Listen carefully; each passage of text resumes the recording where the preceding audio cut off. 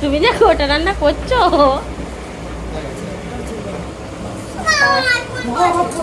পারবে না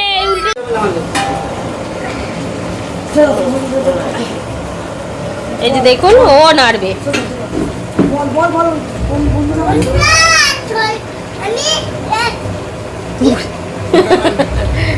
গোটা রান্না করছি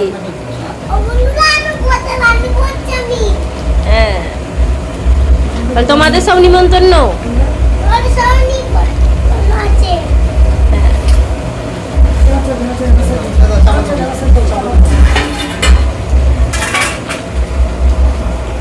এখানে যে গোটা রান্নাটা করা হবে একটা গামলিতে হবে না, তাই জন্য দুটো গামলিতে হাফ হাফ করে নেওয়া হচ্ছে, যে দুবার ধরে হবে। আলুটা আর রাঙালুটা হাফ হাফ করে নিচ্ছি। এখানে কড়াইটা আগে থেকে ভেজানো ছিল, কড়াইটাকেও হাফ হাফ করে গামলিতে মা তুলে নেবে। আর এখানে ডাঁটাগুলোকে একটু তেল দিয়ে হেলেনি মেরে নেওয়া হচ্ছে।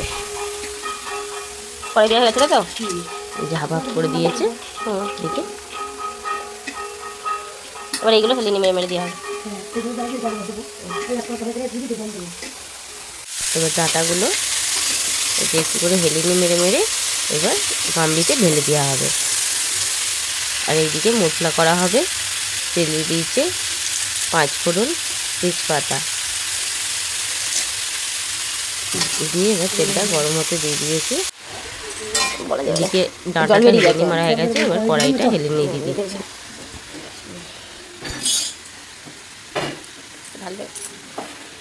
অনেকেদের শুধু সেদ্ধ হয়, আমাদের কিন্তু তেল দিয়ে নুন দিয়ে একটু করে হেলেনি দিয়ে দিয়ে মানে করা হয়। এটা শুধু আলু, রাঙালু, কড়াই আর বেগুন এগুলো হেলেনি দেওয়া হয়নি, তারপরে বাকিটা হেলেনি দেওয়া হয়।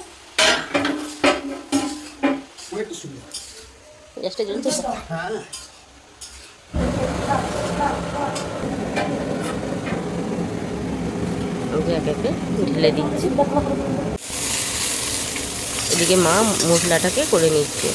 প্রথমে দিলাম তো তেজপাতা আর 5 ফোড়ন দিয়েছিল, তারপরে আদা বাটা, জিরে বাটা, লঙ্কার গুঁড়ো, হলুদ গুঁড়ো, সামান্য একটু চিনি আর নুন দিয়ে মশলাটা করে নেবে। তারপর লাস্টে সর্ষে বাটাটা দিবে। সর্ষে বাটাটা মশলাতে আর দেবে না, ডাইরেক্ট ওতে দিয়ে দেবে। এই যে এবার সিমটা নাড়া হচ্ছে। এদিকের গ্যাসটা একটু আস্তে জ্বলে, তাই জন্য একটু মশলাটা ভাজতে দেরি হচ্ছে।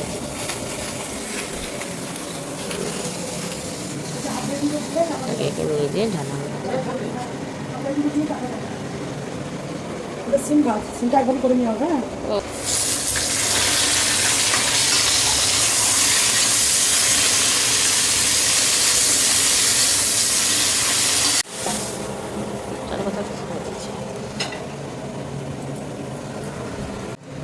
এবার মশলাটাও করা হয়ে গেছে। এবার হাফ হাফ করে নেওয়া হচ্ছে মশলাটাকে।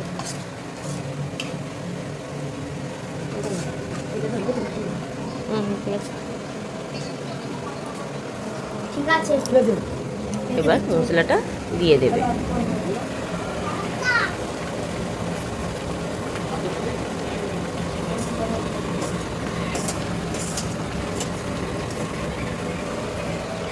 দিয়ে এবার নাড়বে।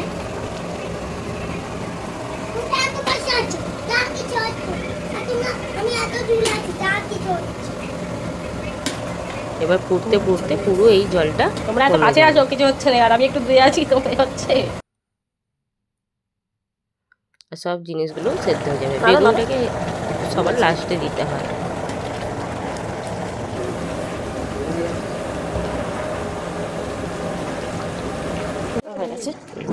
হয়ে গেছে ফুটে ফুটে। এবার বাপি এটাকে লাবিয়ে নেবে। এই লাবিয়ে কত দিন বাস লাবিয়ে দিচ্ছে।